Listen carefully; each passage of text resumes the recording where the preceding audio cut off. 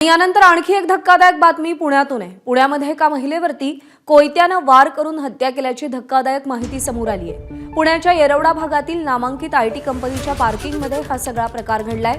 शुभदा कोदारे असं या तरुणीचं नाव आहे। शुभदाच्याच कंपनीत असलेल्या कृष्णा कनोजिया यानं हल्ला केलाय। या हल्ल्यात तरुणीचा उपचारादरम्यान मृत्यू झालाय। प्राथमिक माहितीनुसार दोघांमध्ये पैशांवरून वाद सुरू होते आणि यातूनच ही हत्या केल्याचं समजतंय। तसंच आरोपीला पोलिसांनी अटक केली असून अधिक तपास पोलिसांकडून सध्या सुरू आहे।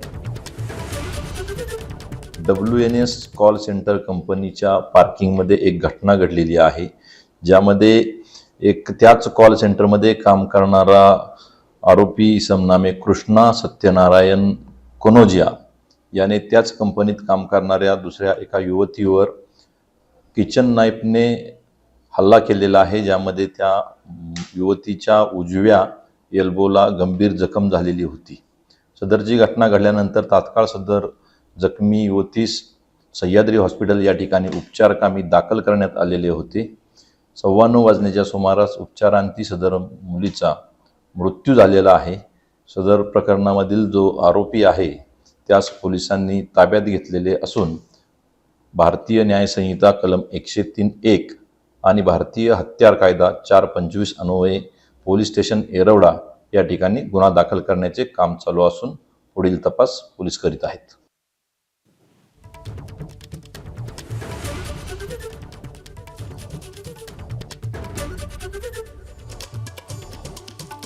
तर पुण्यामध्ये तरुणीची हत्या करण्यात आली आहे। पुण्यातील आयटी कंपनीमध्ये शुभदा कोदारे ही महिला अकाउंटंट म्हणून कार्यरत होती। कंपनीच्या पार्किंगमध्ये सहकारी कृष्णा कनोजियाकडून शुभदा कोदारेवर धारदार शस्त्रानं वार करण्यात आला। शुभदा कोदारे आणि कृष्णा कनोजिया आधीपासून एकमेकांना ओळखत असल्याचं उघड झालंय।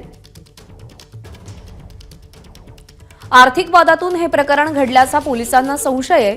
काही दिवसांपूर्वी त्यांच्यामध्ये आर्थिक देवाणघेवाण झाली होती। शुभदा काम संपून पार्किंगमध्ये असलेल्या गाडीतून परत जात असताना कृष्णानं चाकूनं तिच्यावर वार केला। जखमी अवस्थेत जवळच्या रुग्णालयात तिला दाखल करण्यात आलं, पण उपचारादरम्यान तिचा मृत्यू झाला। एबीपी माझा, उघडा डोळे बघा नीट।